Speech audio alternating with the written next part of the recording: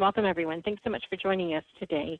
But today we're going to talk about the FDA's Compliance Program Guidance Manual and how we apply it to our own inspections. We know that certainly with more outsourcing and using a lot of different vendors, and our vendor qualification assessments are also coming under scrutiny when we are inspected by regulatory bodies. So we have to think about when we are doing our own audits and what we are looking for when we go there. We are certainly concerned about making sure that we have appropriate delegation of responsibilities, not just at the site level, but also as a sponsor, that everyone's doing what they're supposed to do, that our master services agreements or transfer of regulatory obligations all reflect those things. So even though we're not going to focus directly on this, something to keep in mind when we do those MSA and TORO audits, when we do those pre-qualification audits, we have to be looking for these same systems that we would expect to be able to provide being a sponsor if we're certainly in that role. So the objectives, of course, are incorporating those new regulatory requirements into processes and our audits.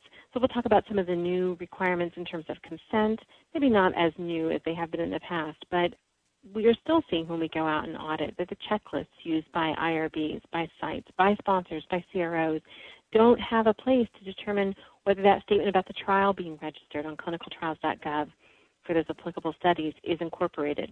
So these sort of things we need to keep in mind. It's always learning, always growing the information that we need to keep an eye out for when we are out doing our audits.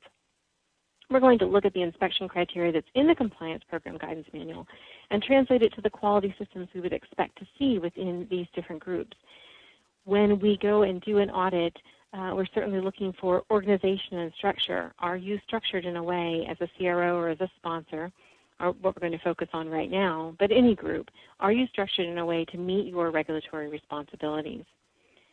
As we mentioned just previously, taking that Compliance Program Guidance Manual and talking about how the FDA is reflecting those requirements in their regulatory communications, some of the warning letters that we see that are going out to sponsors, even to sites, in terms of the expectations that should be in place. Just recently a warning letter to an investigator where he was cited for an issue and it said, you know, your monitor told you about these things and you didn't address them. That's not just a site issue, right? It's also a monitoring and potentially a CRO or certainly a sponsor issue, because one of the requirements, of course, is to secure compliance from our investigators.